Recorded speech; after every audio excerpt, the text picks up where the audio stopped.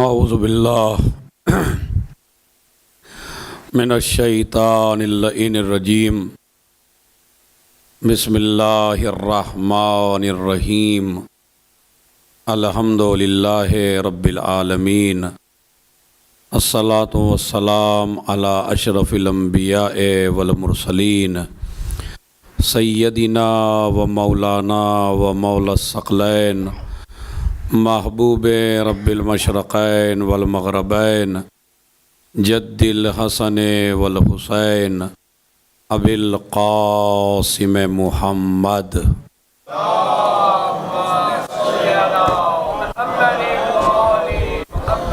وعلی اہل بیتہ الطیبین الطاہرین المعصومین المظلومین الذین اذھب اللہ عنہم الرجس وطہرہم تطہیرا۔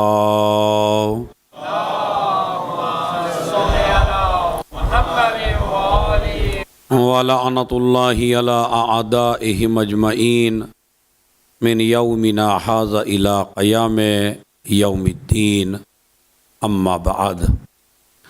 السلام علیک یا سر اللہ، السلام علیک یا آل اللہ، السلام علیک یا حبل اللہ، السلام علیک یا حق اللہ۔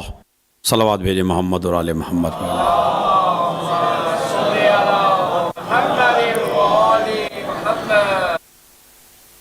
ماہ رجب کی برکتوں اور رحمتوں میں سے آج کی یہ رات بھی ہم پر رحمت برساتی ہوئی اور ہمارے لیے خوشی کا، مسرت کا، نور کا ایک پیغام کہ ہمارے اور آپ کے 10ویں امام امام علی نقی علیہ الصلاۃ والسلام کی ولادت باسعادت کی شب ہے۔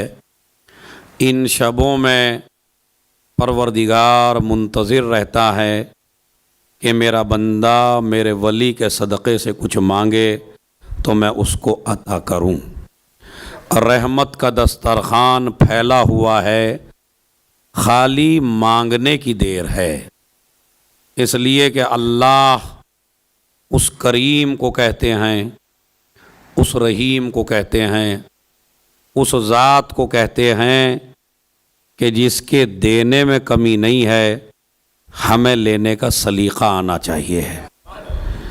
دنیا میں ہزاروں بادشاہ وہ ہیں کہ جہاں مانگنے والوں میں مانگنے کا سلیقہ ہے، لیکن بادشاہوں میں دینے کا سلیقہ نہیں ہے۔ مگر اللہ کے مسئلے میں بالکل برعکس ہے۔ اللہ دینا چاہتا ہے، بندے کو مانگنے کا سلیقہ نہیں ہے۔ اسی لیے دعائے رجبیہ میں اپنے دینے کو سوال سے مخصوص نہیں کیا اللہ نے کہ میں اسی کو دوں گا بس جو مجھ سے سوال کرے گا، نہیں، اس کو تو میں دوں گا ہی جو سوال کرے گا، لیکن میں اس کو بھی دیتا ہوں جو مجھ سے سوال نہیں کرتا۔ اسی لیے دعا کا فقرہ ہے، یا من یعطی من سآلا، اے وہ ذات جو اسے بھی دیتی ہے جو اس سے سوال کرتا ہے، وَيَا مَن يُعْطِي مَن لَّمْ يَسْأَلْهُ وَمَن لَّمْ يَعْرِفْهُ تَحَنُّنًا مِّنْهُ وَرَحْمَةً۔ آپ نے دیکھا دنیا میں ہر جگہ اسی کو ملتا ہے جو مانگتا ہو، لیکن واہ ہرے دربار خدا کہ اس میں اس دعائے رجبیہ میں امام نے فرمایا اللہ اسے بھی دیتا ہے جو اس سے سوال کرتا ہے، اور اللہ اسے بھی دیتا ہے جو اس سے سوال نہیں کرتا ہے۔ اس لیے کہ یہ بندوں کی صفت ہے، بندوں کی صفت ہے، یہ اسے دیتا ہے جو اس سے سوال کرے۔ ہزاروں رشتہ دار ایسے ہیں کہ جن کو میری ضرورت کا علم ہے، ہزاروں آپ کے رشتہ دار ایسے ہیں جنہیں معلوم ہے کہ آپ محتاج ہیں، آپ مسکین ہیں, آپ کو کسی نہ کسی چیز کی ضرورت ہے, آپ کے بچوں کی فیس آپ کے پاس نہیں ہے, آپ کے کھانے پینے کا خرچہ آپ کے پاس نہیں ہے, رشتہ دار بڑا غنی ہے, رشتہ دار بڑا رئیس ہے, رشتہ دار بڑا مالدار ہے, اسے ضرورتوں کا پتہ ہے, لیکن اگر ہم جیسے کچھ کہہ دیں یار اللہ نے تمہیں اتنا دیا ہے, کبھی رشتہ داروں کو بھی دیکھ لیا کرو, کیا کروں جب مجھ سے سوال ہی نہیں کرتا. کہتا یا نہیں کہتا؟ اکثر آدمی یہی کہتا ہوا نظر آتا ہے, بھئی آپ کو بتایا انہوں نے, مجھ سے تو نہیں کہا. حالانکہ اسے معلوم ہے کہ میرے رشتہ دار کو ضرورت ہے, مگر دیتا اس لیے نہیں ہے کہ انتظار میں ہے کہ مجھ سے سوال کرے. اسی لیے پروردگار عالم نے اپنی صفت اگر یہ رکھی ہوتی کہ اللہ اسی کو دے گا جو سوال کرے گا, تو یہ صفت تو بندے میں بھی ہے کہ بندہ انتظار کرتا ہے کہ مجھ سے سوال کرے. اللہ کہتا ہے میں معبود ہوں, میں پروردگار ہوں, میں تمہاری ضرورتوں کو جانتا ہوں, میں نے تو تمہیں اس وقت دیا ہے جب تم مانگنے کے لائق نہ تھے. بتائیے ملا یا نہیں ملا؟ آپ کو اگر میں اس رجب کے مہینے میں خدا کی عظمت کا تھوڑا بھی تعارف کرا دوں اور آپ کو یہ سمجھا دوں کہ کتنی چیزیں آپ کو ملی مانگنے سے اور کتنی چیزیں ملی آپ کو بغیر مانگے, تو جو چیزیں بغیر مانگے ملی وہ زیادہ ہیں. ہر آدمی اپنے وجود میں غور کر لیں. مثلا یہ میرا ہاتھ, یہ دو ہاتھ, یہ کتنی بڑی نعمت ہے, مجھے آپ بتا سکتے ہیں سوچ کے؟ ہر آدمی کے جو دو ہاتھ ہیں کتنی بڑی نعمت ہیں. میرے خیال میں یہ وہ بتا سکتا ہے جس کے ایک ہاتھ نہ ہو, کٹ گیا ہو. اللہ نہ ایسا کرے کہ کسی کا ہاتھ کٹے, لیکن مجھے سوچ کے بتائیے, ذرا غور کر کے بتائیے, کیا اگر میں آپ سے کہوں میں 1 کروڑ روپیہ آپ کو دیتا ہوں اور ایک ہاتھ کاٹ کے آپ مجھے اپنا دے دیجئے, آپ 1 کروڑ لے لیں گے یا محتاج رہنا پسند کریں گے؟ کیا کہیں گے؟ کہا نہیں مجھے 1 کروڑ نہیں چاہیے, یہ میرا ہاتھ مجھے چاہیے. اسی طریقے سے یہ 2 پیر جن پہ آپ چلتے ہیں, ذرا اس سے ان کی حیثیت پوچھئے کہ جس کا چلنا بند ہو گیا ہو, ہے نہیں؟ کتنی بڑی نعمت ہے پیر. اصل میں ہم ان چیزوں پہ سوچنا نہیں چاہتے ہیں, ہم ان چیزوں پہ سوچتے ہی نہیں ہیں. ہم تو تھوڑی سی پریشانی زندگی میں آئی, تھوڑی سی پرابلم زندگی میں آئی, اللہ کا شکوہ فقیروں سے کرنے لگتے ہیں.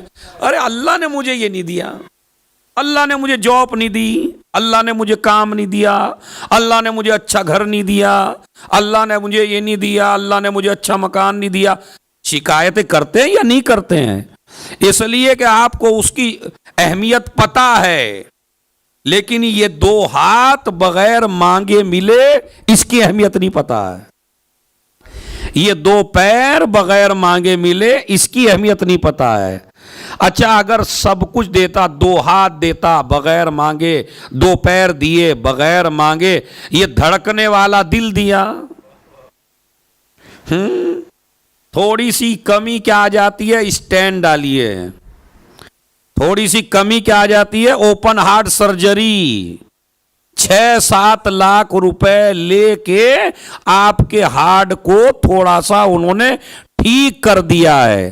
تو اب آپ انصاف سے بتائیے وہ کتنا کریم خدا ہے کہ جس نے بغیر مانگے ہارٹ دیا ہو, دل دیا ہو, دل دیا بغیر مانگے.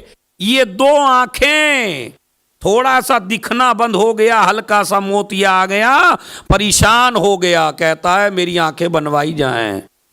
ڈاکٹر نے بہترین آپریشن کر دیا, کئی لاکھ روپے لے لیے, ہر جگہ تعریف کرتا ہے آنکھیں بنواؤ تو اس سے, آنکھیں بنواؤ تو اس سے. کمال کی بات ہے جو ڈاکٹر نے آنکھ نہیں دی ہے, میں توجہ چاہتا ہوں، ڈاکٹر نے آنکھ نہیں دی ہے، آنکھ کا نور تھوڑا سا کم ہو گیا، اور یاد رکھیے اگر آنکھ کی صلاحیت ختم ہو جائے نور کی تو ڈاکٹر آپریشن سے بھی نہ کر سکے۔ یہ تو تمہاری آنکھوں میں جو اللہ نے صلاحیت دی ہے اس صلاحیت کے بیس پہ وہ آپریشن کرتا ہے، کرتا نہیں کرتا بتائیے؟ ورنہ جو ابتدا ہی سے نابینا ہو ذرا اس کا آپریشن کروا کے دکھا دیجئے مجھے، اگر وہ اتنا ہی ماہر ہے۔ اس کا مطلب ہے یہاں طاقت ہے آنکھ کی رگوں میں تو وہ اس کو بڑھا دیتا ہے بس تھوڑی سی، اور ہر ایک کو کہہ رہے ہیں جناب اس کے پاس جائیے، بڑا ہاتھ بہترین ہے، سلام کر رہے ہیں اس ڈاکٹر کو۔ یہی تو کمال ہے کہ بندے نے تھوڑا سا ٹھیک کیا کر دیا، ہر جگہ اس کی تعریفیں کرتے پھر رہے ہو، اور جس نے بغیر مانگے آنکھ دی ہو، بغیر مانگے دل دیا ہو، بغیر مانگے 2 ہاتھ دیے ہوں، بغیر مانگے 2 پیر دیے ہوں، نہیں کرتا تو اس کا شکریہ ادا نہیں کرنا۔ بتائیے کرتا یہ کرتا؟ ایمانداری سے بتائیے، مجھے سوچ کے بتائیے۔ آج چونکہ یہ اس امام کی ولادت کی تاریخ ہے جس میں میں آپ کے اذہان عالیہ کو متوجہ کرنا چاہتا ہوں کہ جس کے پیدا کیے ہوئے امام ہم سے اتنی محبت کرتے ہیں تو جن اماموں کے دل میں محبت پیدا کرنے والا دل جس ذات نے پیدا کیا ہو اس خدا کی عظمت کیا ہوگی۔ ایک صلوات بھیجیں محمد اور آل محمد۔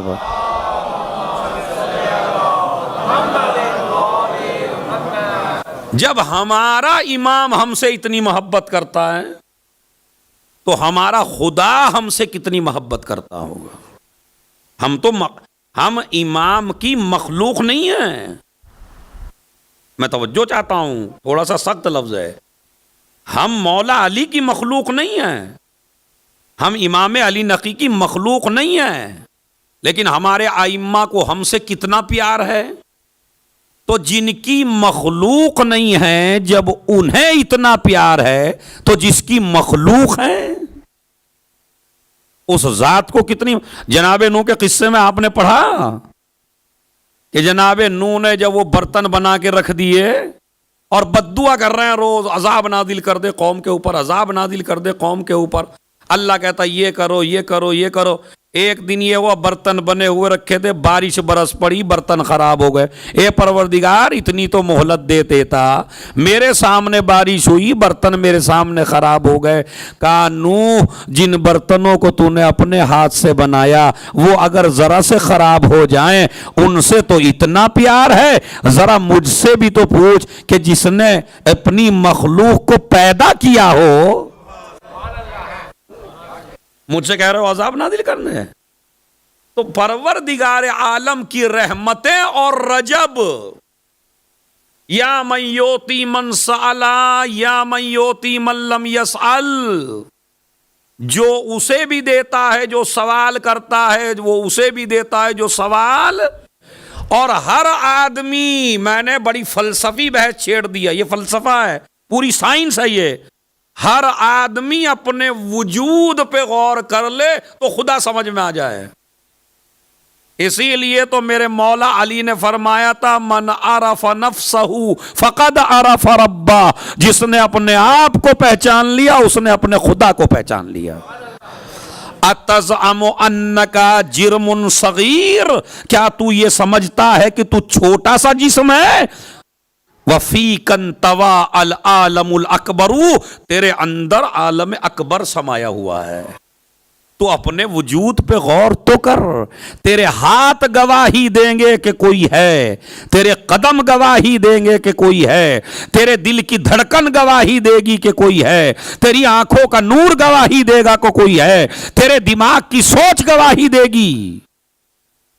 کوئی تو ہے کہ جس نے مجھے تیار کیا ہے، جس نے مجھے بنایا ہے، جس نے مجھے پیدا کیا ہے۔ اور یہ ساری چیزیں اگر جسموں کی، اس کی کوئی قیمت ہے آپ کے پاس میں؟ آنکھ کی کوئی قیمت ہے؟ کان کی کوئی قیمت ہے؟ ہاتھوں کی کوئی قیمت ہے؟ پیروں کی کوئی قیمت ہے؟ دل کی کوئی قیمت ہے؟ اچھا اگر کمال دیکھیے آپ، ساری چیزیں اللہ آپ کو دے دیتا اور موٹا تازہ آپ کو پیدا کرتا، ہاتھ صحیح، پیر صحیح، دل صحیح، کان صحیح، آنکھیں صحیح، سب کچھ آپ کو دے دیتا، مگر دماغ میں عقل کا چراغ نہ جلاتا۔ بھائی بڑا لفظ کہا میں نے۔ اس کھوپڑی میں جس میں ہمیشہ شیطان بٹھائے رکھتے ہو، اس کھوپڑی میں ایمانداری سے بتائیے عقل کا چراغ نہ جلاتا، مطلب آپ تو ہوتے مگر عقل نہ ہوتی۔ آپ نے دیکھا ایسے بندے ہیں دنیا میں یا نہیں ہیں کہ جن کے پاس سب کچھ ہے، موٹے تازے ہیں، آپ 2 روٹی کھاتے ہیں تو وہ 10 روٹی کھاتے ہیں، ان میں آپ سے زیادہ طاقت ہے، آپ اگر کسی کو مارنے لگے تو آپ کو ہٹانا آسان ہے، لیکن وہ اگر کسی کا چپٹ جائیں تو نہیں ہٹا سکتے آپ اتنی جلدی، اس کی طاقت بہت زیادہ ہوتی ہے پاگل آدمی کی۔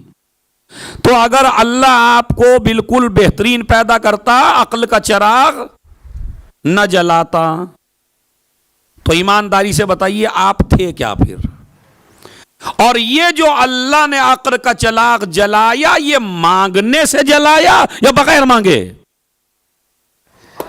ارے میں توجہ چاہتا ہوں بھائی، یہ جو عقل کا چراغ جلایا ہر آدمی میں، یہ کس لیے؟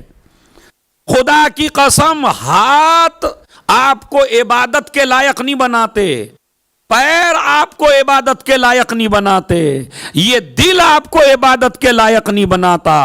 اگر اللہ سب کچھ دے دیتا، عقل نہ دیتا، تو آپ اور میں اور حیوان میں پھر کوئی فرق نہ ہوتا۔ بکری سب چیزیں ہیں یا نہیں ہیں؟ بندر، چلیے اور کسی کو نہ دیکھیں، بندر میں سب چیزیں ہیں یا نہیں ہیں؟ بندر میں ہیں، تو جتنے اعضا میرے اتنے ہی اعضا اس کے، جس طرح میں کھاتا ہوں بیٹھ کے اسی طرح وہ بھی کھاتا ہے، مگر کیا کمی کی؟ ادھر عقل کا چراغ نہیں جلایا۔ تو اگر اسی پہ سجدہ سوچ کے کرنے لگو کہ اے پروردگار تو نے مجھے عقل جیسی دولت دی، وہ بھی بغیر مانگے، ارے میں نے تو محفل کی بڑی جان آپ کی خدمت میں پیش کی ہے۔ ایک صلوات پڑھے محمد اور آل محمد پر۔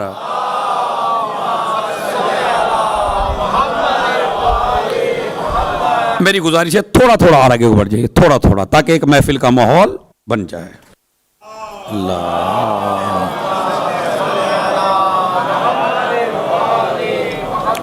وعجل یا رسول اللہ، ماشاء اللہ بڑی توجہ سے سن رہے ہیں، اور بحث بھی آج سائنس کی ہے۔ امام علی نقی علیہ الصلوۃ والسلام کی برکت ہے جو یہ بحث چھڑ پڑی ہے، اس لیے کہ ایسے مطالب جلدی سے ممبر پہ نہیں آتے ہیں جو میں آپ کی خدمت پیش کروں۔ تو انصاف سے بتائیے کہ عقل کا چراغ جلا کے اس نے آپ کو اپنی عبادت کے لائق بنایا، اس لیے کہ آپ کے ہاتھ عبادت کے لائق نہیں بناتے، آپ کے پیر عبادت کے لائق نہیں بناتے، آپ کو اللہ کے لائق اگر کوئی چیز بناتی ہے تو اسے عقل کہتے ہیں۔ اسی لیے اللہ نے عبادت جسم پہ نہیں رکھی ہے، اللہ نے عبادت عقل پہ رکھی ہے۔ اسی لیے پاگل آدمی پہ نماز واجب نہیں ہے، پاگل آدمی پہ روزہ واجب نہیں ہے، پاگل آدمی پہ حج واجب نہیں ہے، پاگل آدمی پہ خمس واجب نہیں ہے۔ اب جو جو ان چیزوں کا انکار کر رہے ہیں، وہ انکار کرنے سے پہلے سوچ لیں کہ پہلے عقل کو رخصت کرنا پڑے گا، بعد میں انکار کرنا پڑے گا۔ ایک صلوات بھیجیں محمد اور آل محمد پر۔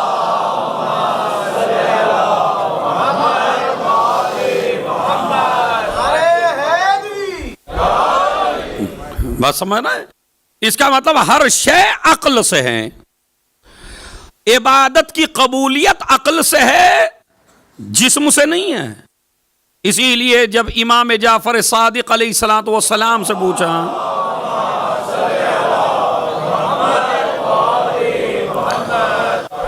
آج عقل کی تعریف بھی سن لیجئے، عقل عقل آپ سنتے چلے رہے، عقل کسے کہتے ہیں، عقل کسے کہتے ہیں، امام سے پوچھئے امام کیا فرماتے ہیں؟ العقل ما عبدا بہی الرحمن وقتو سے با بہی الجنان. عقل اسے کہتے ہیں کیا؟ ما عبدا بہی الرحمن، جس کے ذریعے سے اللہ کی عبادت کی جا سکے، عبادت کے ذریعے سے جنت کو حاصل کیا جا سکے. یہ ہے عقل کی تعریف امام کی نظر میں. اور جب پوچھا راوی نے، چونکہ ہر جگہ ذہن کھلے آدمی ہوتے ہیں، انہوں نے کہا مولا تو فلاں فلاں آدمی میں کیا تھی پھر؟ تو امام نے کہا وہ عقل نہیں ہے، عقل کے مشابہ ایک چیز ہے. اس لیے کہ اگر عقل ہے تو صحیح راستے پہ چلے گا، مکاری ہے تو برے راستے پہ چلے گا. اسی طرح آپ بھی سوچ لیجئے راستہ چلنے سے پہلے کہ آپ کے پاس عقل ہے یا مکاری ہے. مکاری غلط راستہ سکھاتی ہے، عقل صحیح راستہ دکھاتی ہے. اسی لیے اللہ کا تو میں موضوع گفتگو چل رہا ہے کہ اللہ نے یا من یوتی من سالا، کتنی عجیب و غریب دعا ہے. اسی لیے ایک میں سوال، اور اس سوال کا جواب مجھے آپ یہ بتائیے، اس میں یہ ہے کہ آخری فقرہ اس دعا کا داڑھی پکڑ کے کیا ہے بھائی؟ اب محفل میں تو یہ موضوع نہیں ہے، کیونکہ امام نے فرمایا داڑھی پکڑ کے حرم شیبتی علی النار، پالنے والے میرے وجود کو جہنم پہ حرام کر دے. تو داڑھی وہی تو پکڑے گا جس کے داڑھی ہو. یہ نہیں ہے. اب یہ میں اپنی طرف سے تو کچھ نہیں کہہ رہا ہوں، اگر کسی کو برا لگے بھائی تو وہ امام سے جا کے بات کرے، کیونکہ میں نے تو نہیں کہا کہ یہ تو دعا کا فقرہ ہے کہ اس دعا یا من یعطی من سأل یا من یعطی من لم یسألہ ومن لم یعرفہ، جو اسے نہیں بھی پہچانتا، جو اسے نہیں بھی جانتا، جو اس سے سوال نہیں کرتا، وہ اسے بھی دیتا ہے. بس آج کا فقرہ یہی، پھر میں امام کی طرف آتا ہوں. اور حرم شیبتی علی النار. اچھا میں تھوڑا سا آپ سے، چونکہ آپ کو تو مجھے ابھی 1 مہینے سنانا ہے، اگر ابتدا ہی میں ناراض کر دوں تو یہ تو بڑا مسئلہ ہو جائے گا بھائی. تو بھائی یہ ہے کہ داڑھی پکڑ کے، لیکن اب جب داڑھی پکڑ کے ہے تو یہ دعا کیا خالی مردوں کے لیے ہے؟ دیکھیے آپ نکال دیا میں نے آپ کو یہاں سے. ہاں مطلب یہ دعا خالی مردوں کے لیے نہیں ہے. دعائے رجبیہ خالی مردوں کے لیے نہیں ہے، خواتین کے لیے بھی ہے. تو اب جب خواتین کے لیے ہے، وہ خواتین کے تو داڑھی ہوتی نہیں ہے. اب روایت کا اصل میں یہ جو داڑھی کا لفظ ہے، یہاں داڑھی کا مطلب داڑھی نہیں ہے، یہاں داڑھی کا مطلب ہے عجز و ناتوانی، یعنی آپ کی ناطاقتی، آپ کی کمزوری. اسی لیے آیت اللہ جواد عاملی سے جب پوچھا کہ جب روایت میں موجود ہے کہ داڑھی پکڑ کے یہ دعا کرے، تو اگر کسی کے داڑھی نہ ہو یا عورت اس دعا کو پڑھے، تو انہوں نے فرمایا کہ یہاں داڑھی سے مراد داڑھی نہیں ہے، یہاں مراد ہے کہ یہاں اپنا ہاتھ رکھ کے کہو، جس جملے کا مطلب ہے پروردگار میں اتنا کمزور ہوں کہ میرا وجود تیرے جہنم کو برداشت نہیں کر سکتا. اللہ اکبر یا رسول اللہ یا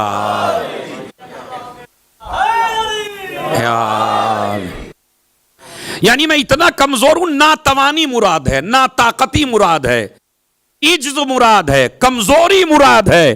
یعنی آپ یہ پکڑ کے کہیں، اس سے اشارہ ہے میرا وجود اتنا کمزور ہے کہ جہنم کی آگ کو برداشت نہیں کر سکتا، لہذا اپنے رحم و کرم سے جہنم کی آگ میرے کمزور وجود پہ حرام کر دے. ٹھیک ہے؟ تو ایسا نہیں ہے جس کے داڑھی نہ ہو وہ دعا ہی نہ پڑھے آج سے. ٹھیک ہے؟ یہ خواتین کہیں نہیں، اس میں داڑھی کا لفظ ہے، ہم کیوں دعائیں پڑھیں؟ ویسے بھی خواتین میں اس دعا کو بہت جلدی سے پڑھتی بہت کم ہیں، حالانکہ پڑھنا چاہیے، بڑی عظمتوں والی دعا ہے. اس میں اللہ، تو میں کہاں تک آیا تھا؟ پیر دیے بغیر مانگے، ہاتھ دیے بغیر مانگے، آنکھیں دی بغیر مانگے، کان دیے بغیر مانگے. اب مجھے انصاف سے بتائیے، جتنا بھی آپ نے اللہ سے مانگا وہ قیمتی ہے یا جو اللہ نے بغیر مانگے آپ کو دیا وہ قیمتی ہے؟ نہیں، سوچ کے بتائیے گا ذرا. ابھی واہ واہ بھی نہیں اور آہا بھی نہیں، ذرا سوچئے پہلے اسی محفل میں بیٹھ کے. یہ جاب مانگی، بیوی مانگی، گھر مانگا، یہی تو مانگتے ہیں، اور اس کے علاوہ تو کچھ مانگتے نہیں آپ. اس لیے کہ کربلا تک چلے جاتے ہیں تو یہی چیزیں، مکے میں گئے کعبے کی زیارت کو تو یہی چیز، کسی امام کے روزے پہ گئے تو اچھی جاب، اچھی بیوی، اچھے بچے، پیسہ، کمزوری دور ہو جائے، مرض دور ہو جائے. اب اس سے اوپر ہمارا جوان آج تک گیا ہی نہیں. کبھی اس سے اوپر تو جائیے. ساری دعائیں دنیا کو ٹھیک کرنے کے لیے کی، کچھ دعائیں وہ تو کر لیتے علی کے دربار میں کہ جس سے آخرت بن جائے. ایمانداری سے بتائیے، آپ جتنے روزوں پہ جاتے ہیں مولا علی کے، کبھی کہا مولا میری شفاعت کرنا، مولا میری آخرت کو بحال کرنا، مولا میری آخرت کو بنانا؟ نہیں کرتا. اب کوئی کہنے لگے جناب میں کرتا ہوں، تو یار میں تو اکیلا تھوڑا ہی ہے بھائی.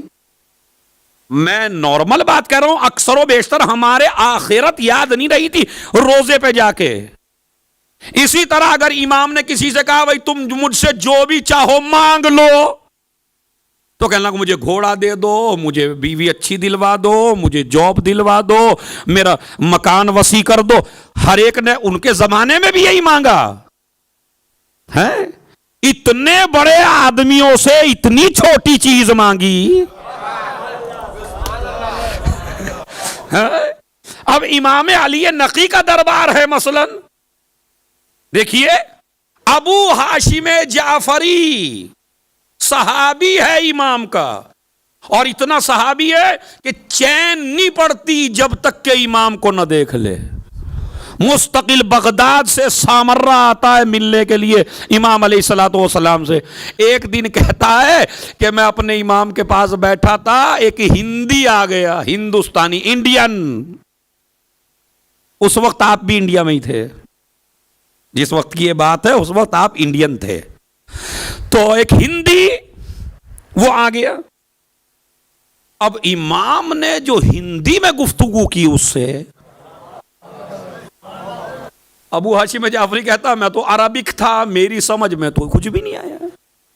اور آج مولا کس زبان میں بات کر رہے ہیں؟ میرے مولا نے میری صورت کو دیکھا. بھائی میں توجہ چاہتا ہوں. یا من یؤتی من سالا، اے وہ ذات جو اسے بھی دیتی ہے جو سوال کرے، جو اسے بھی دیتی ہے سوال نہ کرے. ضرورت کو محسوس ہوا فوراً دے دیا. اسی لیے ہم نے امام بھی اسے مانا جسے کان میں بتانے کی ضرورت نہ پڑے.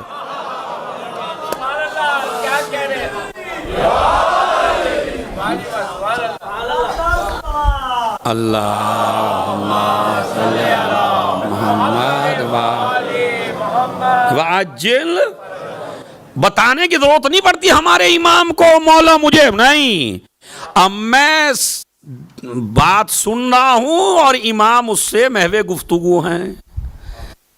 اب میں نے امام کو ایسے دیکھا، امام سمجھ گئے فوراً، او ہو اس کی سمجھ میں نہیں آ رہا ہے. ایک کنکر پڑی تھی امام کے پاس، پہلے اس کنکری کو مس کیا اپنی زبان مبارک سے، پھر اس کنکری کو میری طرف پھینکا. میں سمجھ گیا یہ تبرک ہے. میں نے اس کنکری کو اپنے منہ میں رکھ لیا. جیسے ہی منہ میں رکھا تو کہتے ہیں میں 73 زبانوں کا مالک بن چکا تھا. صلوات بھیج دیں محمد اور آل محمد پر.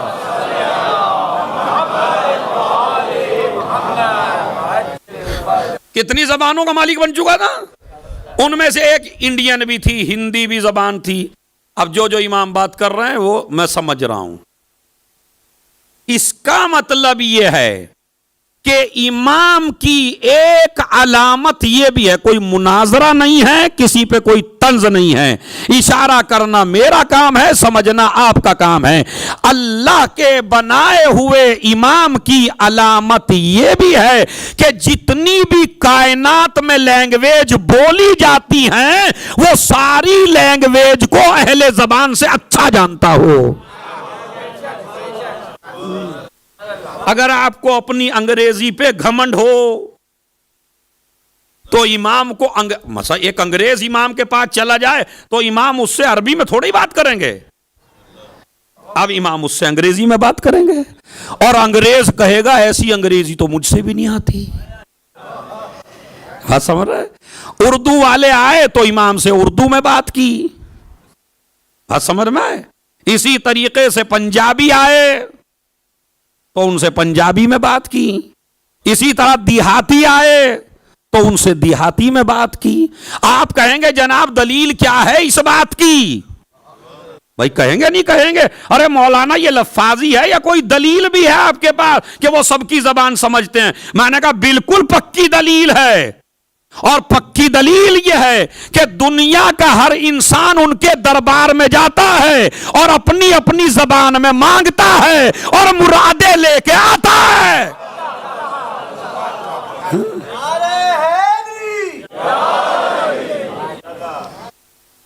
مولا علی کی درگاہ پہ امام علی نقی کے روزے پر جب آپ سامرہ میں جاتے ہیں، کوئی اردو میں مانگ رہا ہے، کوئی عربی میں مانگ رہا ہے، کوئی پنجابی میں مانگ رہا ہے، کوئی انگریزی میں مانگ رہا ہے، سب کو ملنا دلیل ہے کہ سب کی سمجھ رہے ہیں۔ اگر نہ سمجھ میں آتی تو پھر تو ترجمے والے رکھے جاتے نا۔ مثلا امام کہتے کسی سے یار اس کا ترجمہ تو کرو، یہ کہہ کیا رہا ہے مجھ سے؟ ہوا ایسا یا نہیں ہوا؟ ایسا ہوا ہے، نبی کی زندگی میں بھی ہوا ہے کہ لوگ آ گئے کسی کے پاس، انہوں نے کہا بھائی مجھے نہیں پتا کیا کہہ رہے ہیں۔ تو اللہ جب کسی کو ہادی بنا کے بھیجتا ہے، رہبر بنا کے بھیجتا ہے، امام بنا کے بھیجتا ہے، تو اس کو اتنی نالج دیتا ہے کہ جن کے اوپر وہ حجت ہے وہ ان کی ضرورتوں کو سمجھ سکے۔ اب یہی ہمارے امام علی نقی علیہ السلام والسلام۔ اب اس نے کہا ابو ہاشم جعفری مولا میں تو ساری زبانوں کا مالک بن گیا۔ اب دیکھیے آپ، اس کے بعد کہا مولا ایک ضرورت اور ہے مجھے۔ کہا کیا ضرورت ہے؟ اب اس نے دنیا نہیں مانگی، اس نے کہا مولا آپ کو بغیر دیکھے چین نہیں آتا، میں بغداد میں، آپ سامرہ میں، روز آنے کو دل چاہتا ہے، میری سواری کمزور ہو گئی ہے، اب یہ سواری پہ آؤں تو پورا دن پوری رات لگ جاتی ہے مجھے، آؤں تو آپ کے پاس روز کیسے آؤں؟ امام نے کہا جاؤ، ایک چیز بتائی، بتانے کے بعد وہ جو سواری کمزور تھی اب وہ اتنی طاقت آ گئی سواری میں کہ ادھر وہ صبح کی نماز بغداد میں پڑھتے تھے، دوپہر کی نماز سامرہ میں پڑھتے تھے، اس کے بعد پھر واپس چلے جاتے تھے۔ اب آپ انصاف سے بتائیے کہ یہ طاقت کسی بادشاہ میں نہیں ہے کہ جو آپ کو عطا کر سکے، مگر یہ امام کی طاقت ہے۔ اسی لیے اللہ نے جو عقل دی وہ بغیر مانگے دی۔ اچھا اگر عقلی پہ بات چھوڑ دیتا، نہیں، اب عقل کی رہنمائی کے لیے کسی امام کا ہونا ضروری ہے۔ یہ تھا فلسفہ پورا، یعنی یہ جو عقل ہے یہی سارے فیصلے نہ کرے، اب اس پہ حجت ہے امام۔ امام بھی ایک حجت ہے، عقل بھی ایک حجت ہے۔ اب یہ امام آئے گا اور تمہاری رہنمائی کرے گا، تمہیں تعلیم دے گا، اس لیے کہ امامت کا سب سے بڑا کام ہے، عبادت نہیں ہے امامت کا سب سے بڑا کام۔ امامت کا سب سے بڑا کام ہے نالج تقسیم کرنا، امام کا سب سے بڑا کام ہے علم دینا، امام کا سب سے بڑا کام ہے تعلیم دینا، امام کا سب سے بڑا کام ہے جہالت کا خاتمہ۔ اور اس کی وجہ بھی میں آپ کو بتاتا ہوں، اس لیے کہ جب تک جہالت بڑھتی رہے گی دشمنی آل محمد کو عروج ملتا رہے گا. جیسے جیسے جہالت ختم ہوتی چلی جائے گی پوری دنیا میں محبت اہل بیت پھیلتی چلی جائے گی. لہذا لوگوں کو نالج دے دو, لوگوں کو تعلیم دے دو, لوگوں کو علم دے دو. جتنا جتنا علم دے دو گے اتنا ہی محبت اہل بیت پیدا ہوگی. علم دیتے ہوئے یہ نہ سوچئے کہ یہ میرا دشمن ہے یا دوست. یہ بہت بڑا مسئلہ ہے. کبھی بھی علم دیتے ہوئے یہ نہ سوچئے یہ تو میرے دشمن کا بیٹا, یہ تو میرا دشمن ہے, یہ ان سے تو ہماری بنتی نہیں ہے, ہم اس کے بچے کو نالج کیوں دیں. نہیں سوچئے, خدا کی قسم کبھی نہ سوچئے. یہ جو پڑھانے والے لوگ ہیں وہ سمجھ لیں اس مسئلے کو شرعی مسئلہ ہے. نہیں, دشمن کا بیٹا پڑھنے آ جائے تو اسے اور زیادہ پڑھاؤ, دشمن تعلیم کے لیے آ جائے تو اسے اور تعلیم دو. اس لیے کہ دشمنی پیدا ہوتی ہے جہالت سے اور دشمنی ختم ہوتی ہے علم سے.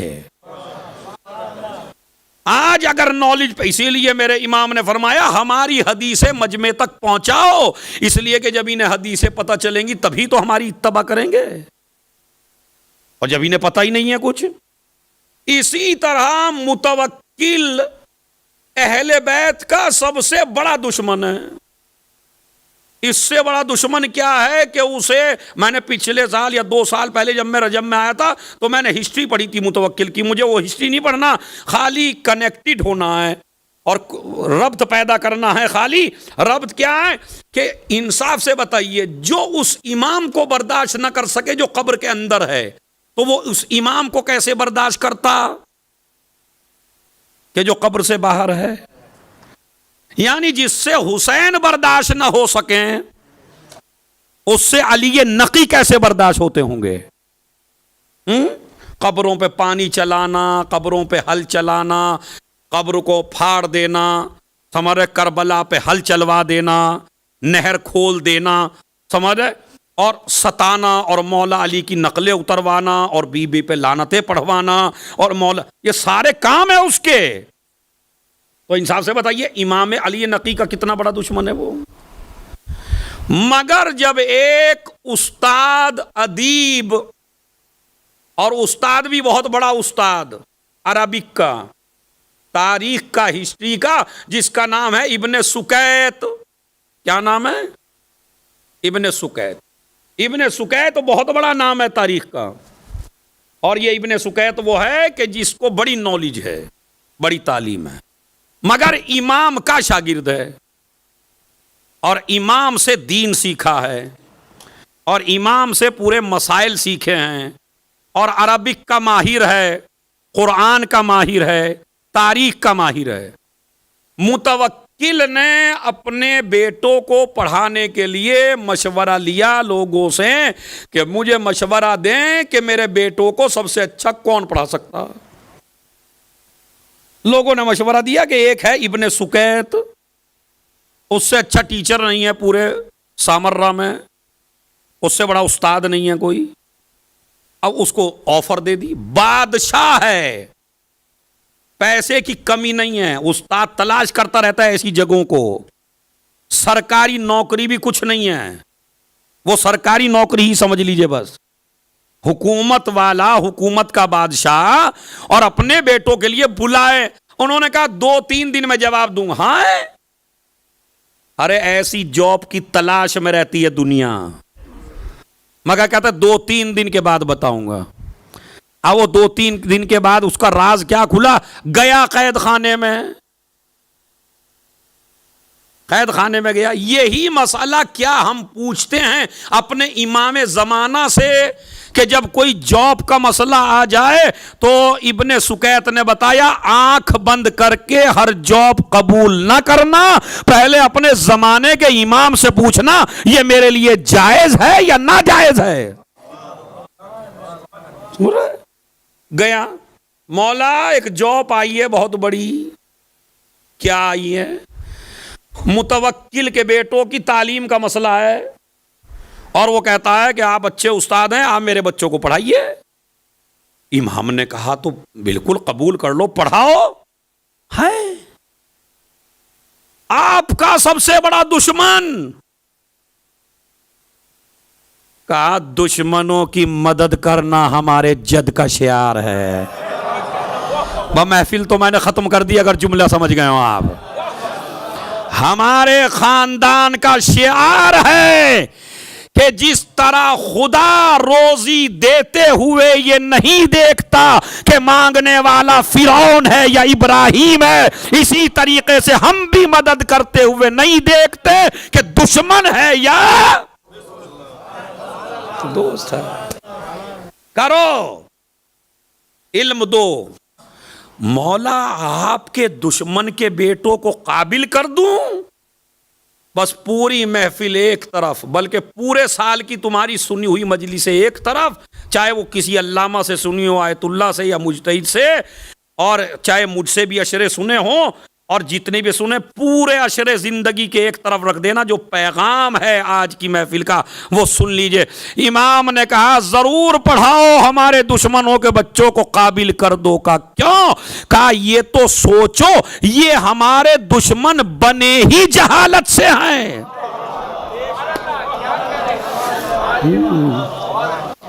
کیا خدا کی قسم جملہ ہے. کیا فرمایا میرے مولا نے؟ یہ ہمارے دشمن بنے کس لیے ہیں؟ اس لیے کہ جاہل ہیں. تو ایک نسخہ تو آپ کو پتا چل گیا. اب دنیا میں اگر کوئی آل محمد کا دشمن مل جائے تو ٹائٹل لگا دینا یہ علامہ نہیں ہے، یہ جاہل ہے. اس لیے کہ ہماری دشمنی پیدا ہی ہوتی ہے جہالت سے. میں آپ سے پھر ایک سوال کرتا ہوں، آپ کا سب سے بڑا دشمن کون ہے؟ دیکھیے ہم کتنے ناتواں ہیں کہ ہمیں اپنے دشمن کا نہیں پتا. ہمارا سب سے بڑا دشمن کون ہے؟ سب سے بڑا، زور سے بول دیجئے. شیطان. شیطان جو ہے وہ سب سے بڑا دشمن ہے. لیکن شیطان سے بھی بڑا ایک دشمن ہے. اب آپ کہیں گے قبلہ قرآن نے کہا شیطان تمہارا سب سے بڑا دشمن ہے. نہیں، سب سے بڑے کا لفظ نہیں ہے قرآن مجید میں، سب سے کھلا ہوا دشمن ہے. بڑے کا نہیں ہے، کھلا ہوا دشمن ہے. لیکن شیطان سے بھی بڑا ایک دشمن ہے. مولا آپ ہی بتائیے وہ کون ہے؟ کہا پڑھو نہج البلاغہ. علی بتائیں گے کہ ہر انسان کا سب سے بڑا دشمن کون ہے. مولا نے فرمایا صدیق کل امرئ عقلہ وعدوہ جہلہ. انسان کا سب سے بڑا دوست اس کی عقل ہے اور انسان کا سب سے بڑا دشمن اس کی جہالت ہے. اسی لیے علی کی بیٹی نے مجلس عزا کی بنیاد یزید کے دربار میں رکھ دی تھی. یہ مجلس نہیں ہے، اپنے سب سے بڑے دشمن کو مٹانے کا ذریعہ ہے. اور ہمارا سب سے بڑا دشمن کون ہے؟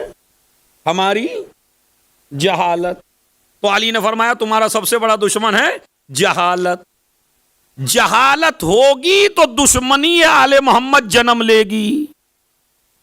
ٹھیک ہے. مجلس عزا کیوں رکھی بھی؟ یہ فلسفہ. مجلس عزا کیوں رکھی بھی نے؟ تاکہ علی والا جاہل نہ رہے، نالج ان کو ملتی رہے. اب آئیے، انہوں نے کہا بالکل پڑھاؤ. اب یہ تو جیسے امام کا حکم ہو گیا تو گئے پڑھانے کے لیے. اب جو پڑھانے کے لیے پہنچے تو متوکل پوچھتا تھا ایک دو ہفتے میں میرے بیٹے کیسے چل رہے ہیں؟ تو بڑے اچھے ماشاءاللہ، بڑے اچھے چل رہے ہیں بھائی، بڑے اچھے ماشاءاللہ. پوچھتا ہی ہے استاد سے پوچھتے ہی ہیں ماں باپ، بڑے اچھے چل رہے ہیں، بڑے اچھے چل رہے ہیں. اب محفل سننے آئے ہو نا تو کوئی وجود ایسا نہ رہے جو اس محفل میں شریک نہ ہو سکے. سنیے، ایک بھی انشاءاللہ ٹیک لگائے ہوئے ہوں یا نہ لگائے ہوئے ہوں، سمجھ رہے؟ تو ٹیک والے بھی انشاءاللہ سب آ اور واہ کریں گے. جملہ سن لیجئے بس. انہوں نے کہا تاکہ محفل میں عروج پہ پہنچا دوں اور اس کے بعد شورا کے حوالے کر دوں. دیکھیں کتنا بڑا کام کر رہا ہوں، میں نے تیار کر کے دے رہا ہوں پورا. سمجھ رہے نہیں؟ ان کے لیے محنت میں کر رہا ہوں شاعروں کے لیے. تو انہوں نے کہا کہ کیسے چل رہے ہیں؟ کہا بہت اچھے چل رہے ہیں. اب جب یہ استاد کی تعریف سے مطمئن ہو گئے، بڑے اچھے چل رہے ہیں، بڑے اچھے چل رہے ہیں، ایک دن کہنے لگے کل دربار میں آنا. اور سوچا شاید تنخواہ ونخواہ دیں گے. اب وہ گئے دربار میں، پورا دربار سجا ہوا ہے، پورا دربار. اور جیسے آپ بیٹھے ہیں، آپ تو فرش پہ بیٹھے ہیں، فرش پہ نہیں عرش پہ بیٹھے ہیں.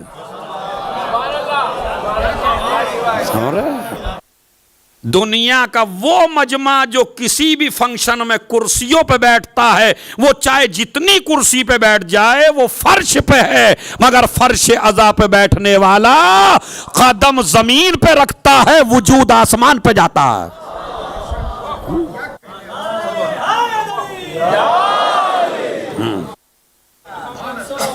اللہ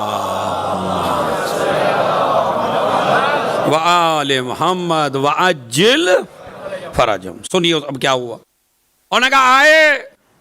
اب وہ آئے تو دربار لگا اور آپ کی طرح دربار سجا.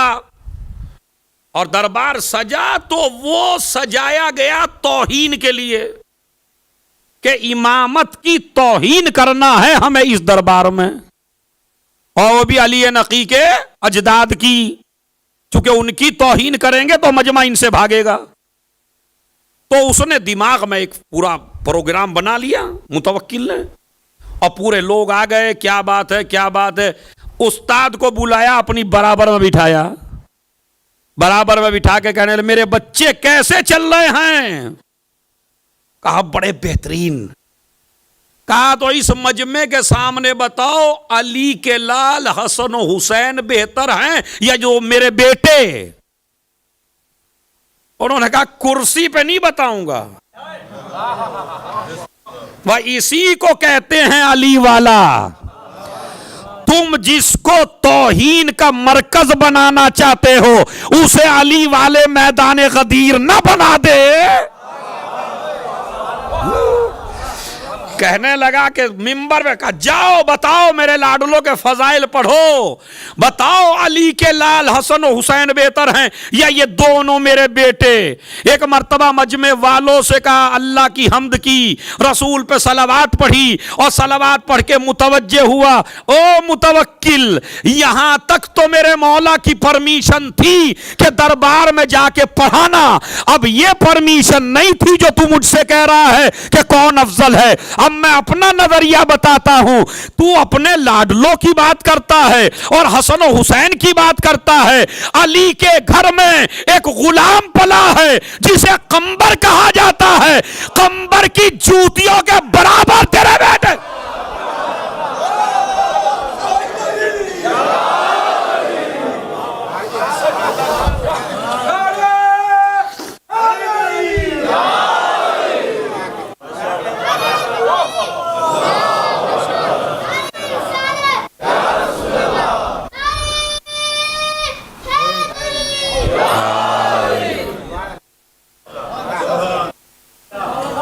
کہنے لگے کہ قمبر کی جوتیوں کے برابر نہیں ہے. کہ بالکل. کہاں علی کا غلام قمبر،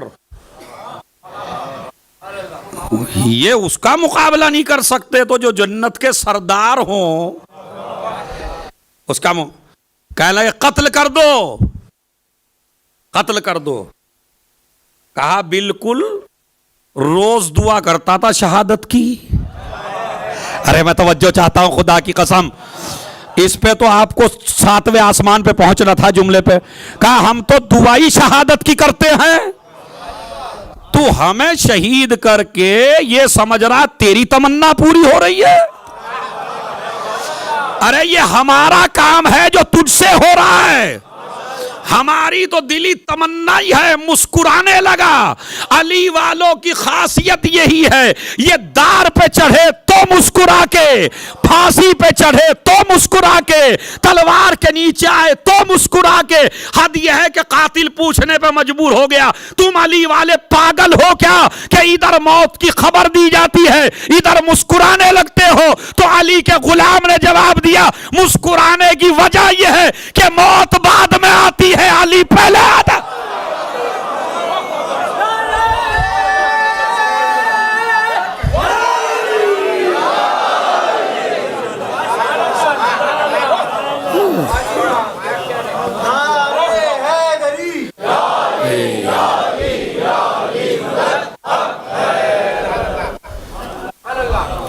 موت بعد میں آتی ہے اور علی پہلے آ جاتے ہیں. اسی لیے جس امام کی آج ولادت کی تاریخ ہے اس کے نام ہی سے پاکیزگی ٹپکتی ہے. نقی، تقوی کی معراج کا نام نقی ہے. ارے خدا کی قسم جو اہل ادب ہیں وہ سمجھیں گے اسے. تقوی کی معراج کو نقی کہا جاتا ہے اور ساتھ میں لگا ہے علی. سمجھ رہے آپ؟ علی یہ نقی. اور مشہور لقب ہے ہادی. جب آپ جائیں گے عراق میں زیارت کے لیے تو گاڑی والوں کو نقی یاد نہیں ہے. کس کی قبر؟ ہادی. جو قبر میں رہ کے بھی اتنا بڑا ہادی ہو. ہمیں ہادی کے روزے پہ جانا ہے اور آپ جاتے ہیں ہادی کے روزے پر اور وہاں دیکھیے نور ہی نور، قراءت قرآن، نماز. آپ نے کوئی روزہ ایسا دیکھا جہاں نماز نہ ہو رہی ہو؟ بتائیے سوچ کے مجھے. کوئی روزہ ایسا دیکھا جہاں قرآن نہ پڑھا جا رہا ہو؟ جتنے بھی آل محمد کے دنیا میں روزے ہیں یا سجدے میں ہے کوئی، یا رکوع میں ہے، یا سلام میں ہے، یا تشہد میں ہے، یا ہاتھ اٹھا کے دعا کر رہا ہے، یا کوئی سورہ پڑھ رہا ہے، یا کوئی دعا پڑھ رہا ہے. تو یہ روزے نہیں ہیں، یہ اللہ کا وجود سمجھانے کا بہترین ذریعہ ہے. اگر خدا پہچانا جائے گا تو ان کے ذریعے سے پہچانا جائے گا. تو نام ہے علی نقی. ایج ہے 40 سال یا 42 سال. عمر، ٹوٹل عمر 42 سال یا 40 سال. 40 سال کی عمر ہوتی کتنی ہے؟ اکثر جو اس میں بیٹھے ہوئے ہیں وہ بڑے ہیں با اعتبار عمر امام علیہ السلام سے. لفظ یاد رکھیے، کبھی کلپ نہ بنا دیجیے گا کاٹ کے. کبھی بنا دے کہ یہ مولانا آزادار نے وہاں ایسا پڑھا. جب سے یہ کلپ بننے لگی بڑا خطرناک معاملہ ہو گیا. میں مجمع سے کہہ دیا تم بڑے ہو امام سے. بھائی اعتبار عمر کوئی 50 کا ہے آپ میں سے، کوئی 60 کا ہے، کوئی 45 کا. تو امام کی ٹوٹل عمر 40 سال. مگر جو 64 یا 65 سال کی عمر میں یا 63 سال کی عمر میں علی کر کے گئے تھے، وہی 40 سال کی عمر میں ہمارا یہ امام کر کے گیا. امامت عمر کی محتاج نہیں ہے، عمر امامت کی محتاج ہیں. علی نقی، پاکیزہ. ماں کا نام سمانہ خاتون، 4 بیٹے 1 بیٹی. اور اس سے بڑی فضیلت کیا بتاؤں آپ سے، اگر آپ توجہ دے لیں تھوڑی سی تو خدا کی قسم تمہارا کھانا علی نقی کی وجہ سے، تمہارا پینا علی نقی کی وجہ سے، تمہارا وجود علی نقی کی وجہ سے، تمہارا یہاں آنا علی نقی کی وجہ سے، تمہاری زندگی کا سکون علی نقی کی وجہ سے. پوری دنیا کو سجدہ ریز ہو جانا چاہیے آج کی تاریخ میں ہمارے 10ویں امام کے سامنے، اس لیے کہ پوتا ایسا دیا کہ جس کی وجہ سے آج دنیا جگمگا رہی ہے. جو سمجھ گئے وہ سمجھ گئے. ہاں ماشاء اللہ. صلی اللہ محمد وعجل. بتائیے احسان ہے یا نہیں آپ کے اوپر؟ تم ہو امام زمانہ کی وجہ سے، امام زمانہ ہے علی نقی کی وجہ سے. تو جس کا پوتا آج دنیا پہ حکومت کر رہا ہے وہ کس نے دیا آپ کو؟ امام. یعنی اب میں لفظوں کو بدل کے، شہادت تو ملنی تھی 500 سال کے بعد چاہے ملتی، شہادت تو دنیا سے جانا تو تھا ہی، مگر 40 سال کی عمر میں وہ پوتا دے گئے کہ پوری دنیا مر سکتی ہے مگر پوتا مرنے والا نہیں ہے. تو امام زمانہ جیسا تحفہ، امام کے تحفوں میں سے ایک تحفہ ہے امام زمانہ. دوسرا تحفہ زیارت جامعہ، انشاءاللہ کل یہیں سے گفتگو جاری ہوگی. امام کے کتنے تحفے ہیں؟ 3 تحفے. پہلا تحفہ امام زمانہ، دوسرا تحفہ زیارت جامعہ، جس کے بارے میں آیت اللہ مراشی حد یہ ہے کہ ایک مجتہد نے امام زمانہ سے استغاثہ کیا اور استغاثہ کر کے کہا مولا میں فلاں فلاں مصیبت میں ہوں، کیا کروں؟ امام نے فرمایا علیک بالجامعہ، علیک بالجامعہ، علیک بالجامعہ، تیری پریشانی کا حل ہے زیارت جامعہ میں. تو زیارت جامعہ امام زمانہ نے بتائی ہے ہر پریشانی کے حل کے لیے. جب بھی آپ کوئی پریشانی میں مبتلا ہو تو زیارت جامعہ پڑھنے لگیں. امام اور ہمارے مجتہدین کہتے ہیں کہ کوئی مصیبت ایسی نہ ہو کہ ہم نے زیارت جامعہ پڑھی ہو اور وہ نہ ٹلی ہو. اس لیے کہ زیارت جامعہ میں 14 مشکل کشا ہیں. اور یہ تحفہ کس نے دیا آپ کو؟ امام علی نقی نے. جب راوی نے پوچھا مولا جب بھی ہم آپ کے دروازوں پہ جاتے ہیں، آپ کے دادا کے روزے پہ، آپ کے پردادا کے روزے پہ، امام حسین کے روزے پہ، مولا علی کے روزے پہ، تو ایسی زیارت بتا دو نا کہ ہم کسی کے روزے پہ بھی جائیں اور آپ کو سلام کر لیں. ارے خدا کی قسم اللہ مجھے بھی طاقت دے سمجھانے کی اور آپ کو رجب کی برکت سے طاقت دے سمجھنے کی. بھائی بیٹے کو جب آپ پکاریں گے کسی کے تو اس کے لیے الگ لفظ ہوگا، پوتے کو پکاریں گے تو الگ لفظ ہوگا، پر پوتے کو پکاریں گے تو الگ لفظ ہوگا. کیوں؟ سب کی اہلیت الگ الگ ہوتی ہے. جو صفات دادا میں ہے وہ پوتے میں نہیں ہے، جو پوتے میں ہے وہ پڑ پوتے میں نہیں ہے. راوی نے سوال بڑا مشکل کیا، جس کے روزے پہ بھی جاؤں اسی الفاظ سے سلام کر لوں. تو امام نے زیارت جامعہ تعلیم کر کے فرمایا یہ زیارت کسی کے روزے پہ بھی پڑھ لینا، چاہے علی کے، چاہے حسن کے، چاہے حسین کے، چاہے زین العابدین کے، چاہے باقر کے، اس لیے کہ سب کا علم برابر ہے، سب کا تقوی برابر ہے، سب کا زہد برابر ہے. سب امام ہیں، سب حجت خدا ہیں، سب کی محبت واجب ہے، سب کا علم برابر ہے. تو چاہے جس کے روزے پہ چلے جائیے، یہ تحفہ آپ سے ہر مصیبت کے حل کے لیے کس نے دیا آپ کو؟ امام علی نقی علیہ الصلوۃ والسلام نے تحفہ دیا. میرے نام اعمال میں سے 1 منٹ باقی رہ رہی ہے، صلوات پڑھیں محمد و آل محمد پر. 2 لے لوں؟ ہاں بس ٹھیک. دیکھیں مرثی خان صاحب سے میں نے 2 منٹ کی لے لی، تو 1 صلوات اور پڑھ دیں محمد و آل محمد بس.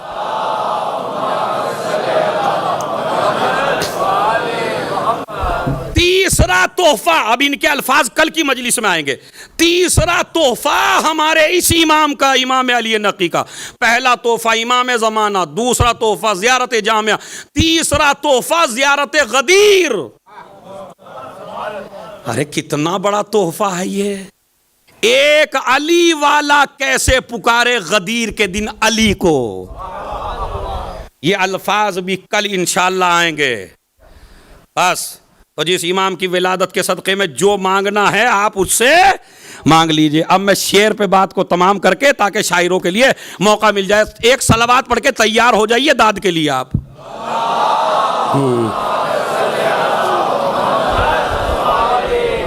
ہمارے اہل سنت بھائیوں میں سے ایک اہل سنت کا شعر ہے، قطع ہے. اب کتنا بڑا قطع ہوگا وہ. میرے مولا کا نام کیا ہے؟ نہیں زور سے بولیے. علی نقی. تو اب میں شعر پڑھتا ہوں دونوں نام کے ساتھ. اس لیے اس شاعر کا نام تھا عقیل. شاعر کا نام کیا ہے؟ عقیل. اس لیے نام علی پر مسکراتا ہوں عقیل. اپنا نام لیا. اس لیے نام علی پر، اس لیے نام نقی پر مسکراتا ہوں عقیل. پاک ہے میرا لہو اظہار ہونا چاہیے. خدا کی قسم میں دعویٰ کر دوں گا اگر کوئی چپ رہا تو اس پہ شعر پہ، اس لیے کہ شعر اتنا بڑا ہے کہ آپ کے قد سے بڑا ہے. اس لیے نام نقی پر، اس لیے نام علی پر مسکراتا ہوں عقیل.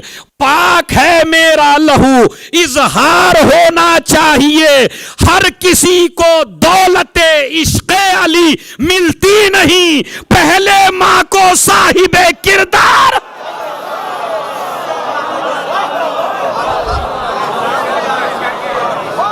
پروردگار اسی سبحان اللہ کے ساتھ، اسی واہ واہ کے ساتھ، اسی رجب کی سعادتوں کے ساتھ، اسی مولود کی ولادت کے صدقے میں پروردگار ہمارے گناہ کبیرہ اور صغیرہ کو معاف فرما، ہماری مغفرت فرما۔ اے معبود ہم گنہگار ہیں تو تیرے بندے ہیں، ہم معصیت کار ہیں تو تیرے بندے ہیں۔ یہ ولادتوں کا جشن اسی لیے تو رکھا گیا تاکہ ہم گناہوں سے پاک ہو سکیں۔ پروردگار بحق امام علی نقی ہماری تمام حاجات کو پورا فرما۔ جتنے بھی والنٹیئرز ہیں، جتنے بھی خدمت کرتے ہیں، جتنے بھی حاضرین ہیں، جتنے بھی پڑھنے والے ہیں، ان کی جان کی، مال کی، عزت کی، آبرو کی حفاظت فرما۔ اوقاف جعفریہ کی حفاظت فرما، حکومت شارقہ کی حفاظت فرما، اس عزاخانے کی حفاظت فرما، ہمارے اس ذکر کو قبول فرما۔ پروردگار جو مر چکے ہیں ان پر رحمتیں نازل فرما، جو زندہ ہیں انہیں عمل خیر کی توفیق عنایت فرما۔